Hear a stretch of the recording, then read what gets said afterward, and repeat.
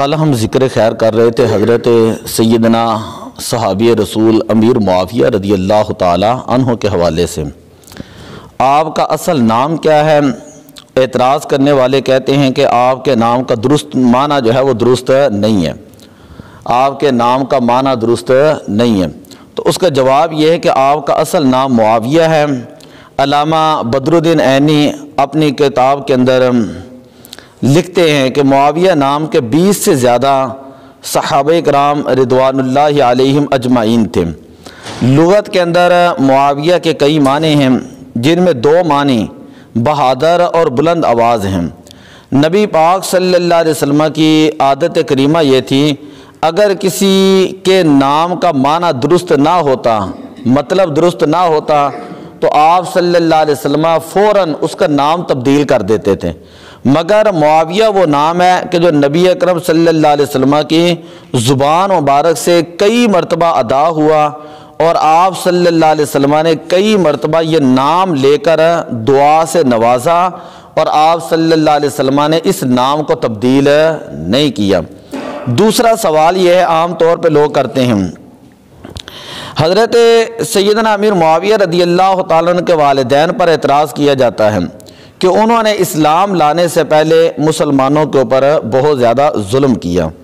تو بے شمار اس کے جوابات ہیں، لیکن مختصر جواب یہ ہے کہ حدیث پاک کے اندر آتا ہے، نبی اکرم صلی اللہ علیہ وسلم نے ارشاد فرمایا، الاسلام تہدم ما کان قبلہ۔ جب بندہ ساری زندگی کفر کے اندر گزارتا ہے نا، تو گزارنے کے بعد اگر وہ کلمہ پڑھ لے، اگر کوئی شخص کلمہ پڑھ لے، تو اسلام جو ہے اس کے جو گزشتہ جتنے گناہ ہوتے ہیں ان تمام کو ختم کر دیتا ہے۔ اسلام گزشتہ تمام گناہوں کو ختم کر دیتا ہے۔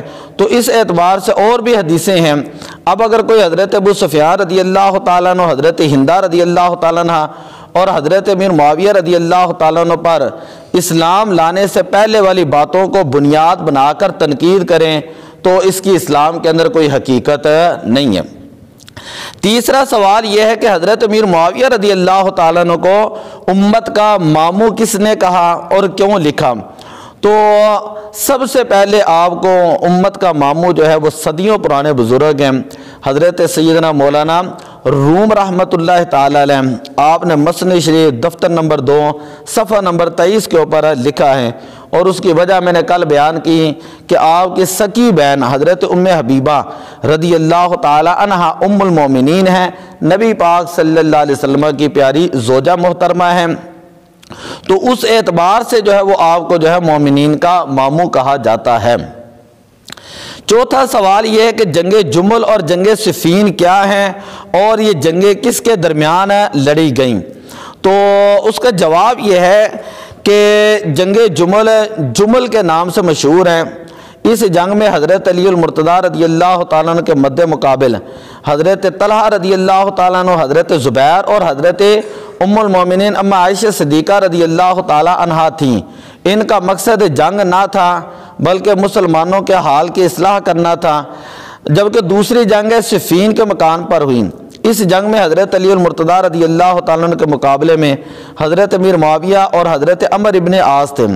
یہ جنگیں ذاتی نفرت اور عداوت کی وجہ سے نہ تھیں، بلکہ ان جنگوں کا مقصد حضرت سیدنا عثمان غنی رضی اللہ تعالیٰ عنہ کے خون کے قصاص کا مطالبہ کرنا تھا۔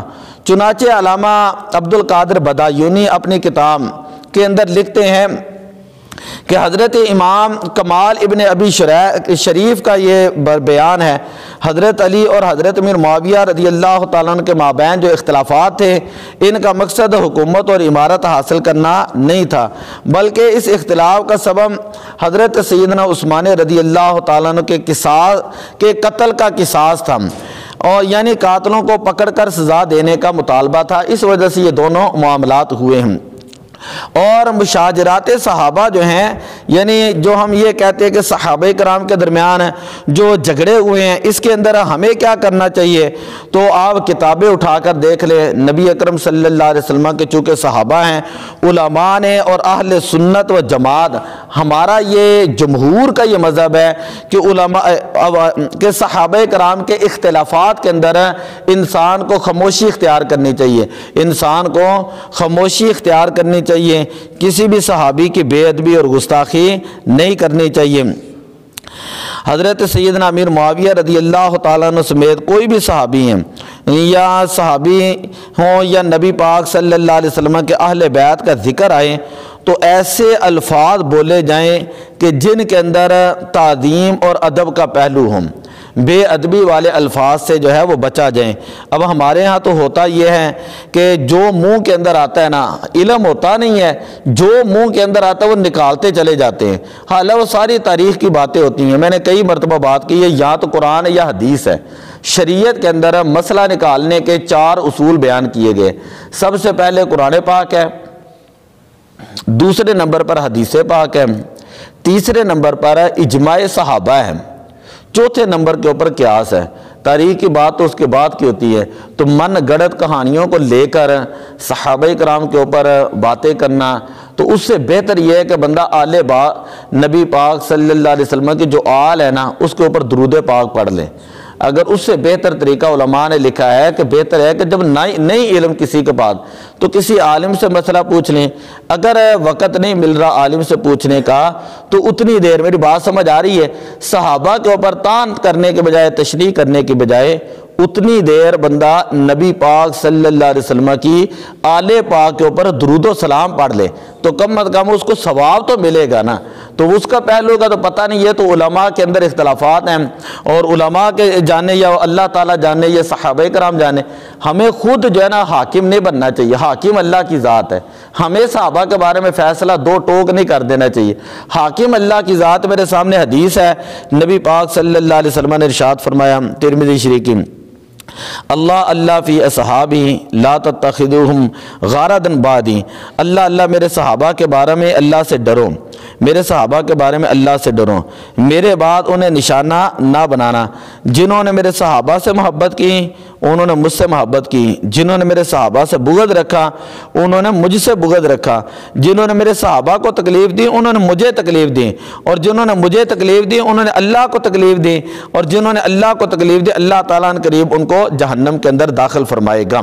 خیر آگے چلیں جی۔ 5واں سوال یہ ہے، خون کا قصاص یعنی بدلہ ہر شخص نہیں مانگ سکتا، صرف مقتول کے ولی کو حق ہے، پھر حضرت امیر معاویہ رضی اللہ تعالیٰ نے قصاص کا مطالبہ کیوں کیا؟ یہ عام طور پہ لوگ سوال کرتے ہیں کہ حضرت امیر معاویہ رضی اللہ تعالیٰ کو کیا ضرورت تھی، تو اس کا جواب یہ ہے کہ سب سے پہلے یہ بات یاد رکھیں کہ حضرت عثمان غنی رضی اللہ تعالیٰ عنہ مسلمانوں کے خلیفہ برحق تھے، اور خلیفہ عام رعایا کا ولی ہوتا ہے، لہذا خلیفہ وقت کے خون کے قصاص کا مطالبہ یا بادشاہ اسلام کے خون کے قصاص کا مطالبہ ہر مسلمان کر سکتا ہے۔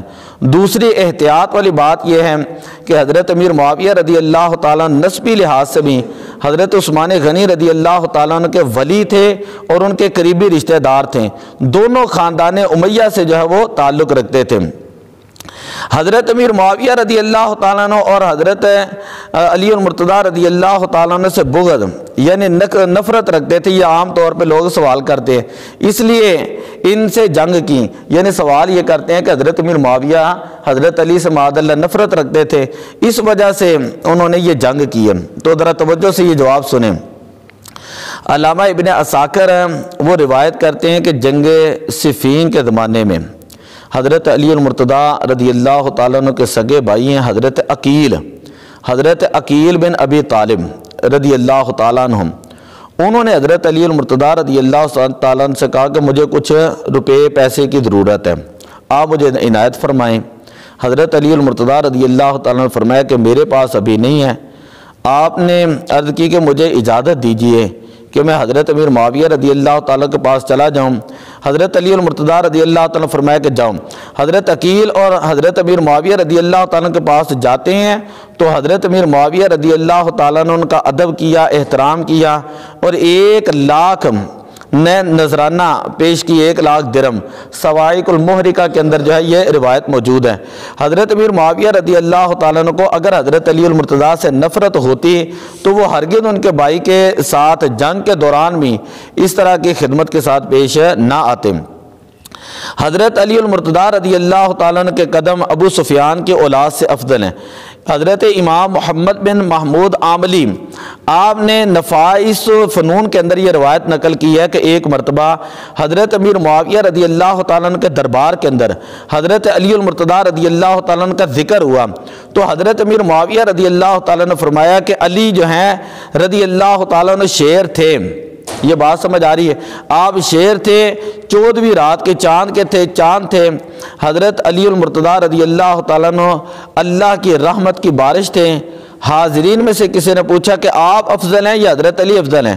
تو حضرت امیر معاویہ رضی اللہ تعالیٰ عنہ فرمایا کہ حضرت علی رضی اللہ تعالیٰ عنہ کے قدم ابو سفیان کی اولاد سے افضل ہیں۔ حضرت علی کے قدم ابو سفیان کی اولاد سے افضل ہے۔ کتاب کا نام ہے ناہیہ، صفحہ نمبر 33 ہے۔ تو اعلیٰ حضرت رحمۃ اللہ تعالی علیہ فرماتے ہیں کہ فرق مراتب بے شمار، فرق مراتب بے شمار، حق بدست حیدر قرار، یعنی حضرت علی المرتضیٰ رضی اللہ تعالیٰ عنہ اور حضرت امیر معاویہ رضی اللہ تعالیٰ عنہ کے درجات کے اندر بے شمار فرق ہے۔ وہ نبی پاک صلی اللہ علیہ وسلم کے گھر کے داماد ہیں، وہ حضور علیہ الصلوۃ والسلام کے گھر والے ہیں، اور وہ حضور علیہ السلام کے اہل بیت پاک ہیں۔ حضور علیہ الصلوۃ والسلام کی نسل مبارک چلی ہیں اور مسلمانوں کے خلیفہ برحق ہیں چوتھے۔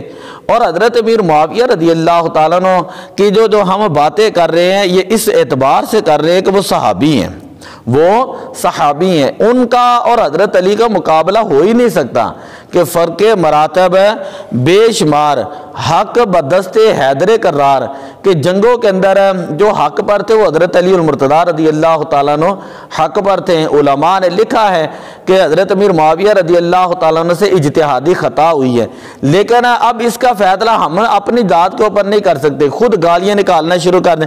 یہ اللہ کا اور ان کا معاملہ ہے، صحابہ کا اور اللہ کا معاملہ ہے۔ امت کو یہ حکم ہے کہ امت خاموشی اختیار کریں۔ انشاءاللہ کل والے درس کے اندر میں، وقت چونکہ زیادہ ہو چکا ہے، کل والے درس کے اندر میں یہ بتاؤں گا جنگ صفین اور جنگ جمل کے متعلق حضرت علی کے ارشادان، حضرت امیر معاویہ کے ارشادان، اور اس کے بعد احادیث کے اندر جو ہے حضرت امیر معاویہ رضی اللہ تعالیٰ عنہ کے جو فضائل بیان کیے گئے اور بہت سارے اعتراضات کیے جاتے ہیں، سوالن جواباً، بیعت کے اعتبار سے، دشمنی کے اعتبار سے لوگوں کے ذہن خراب کیے جاتے ہیں۔ اب آخر کے اندر جو شاہ ولی اللہ رحمۃ اللہ تعالی علیہ، مجدد الفسانی رحمۃ اللہ تعالی علیہ، اعلیٰ حضرت رحمۃ اللہ تعالی علیہ، داتا صاحب رحمۃ اللہ تعالی علیہ، خواجہ معین الدین چشتی اجمیری رحمۃ اللہ تعالی علیہ، یہ جو بزرگان پاک پتن شریف کے بابا فرید رحمۃ اللہ تعالی علیہ، یہ جو بزرگان دین ہیں، اسی طرح غوث پاک رضی اللہ تعالیٰ عنہ، یہ جو بزرگان دین ہیں، انہوں نے حضرت امیر معاویہ رضی اللہ تعالیٰ عنہ کے بارے میں کیا کہا ہے، تو وہ سارے اقوال انشاءاللہ میں کل کروں گا۔ تو دعا ہے اللہ تعالیٰ عمل کی توفیق عطا فرمائے۔ الصلاۃ والسلام علیک یا رسول اللہ وعلی آلک واصحابک یا حبیب اللہ۔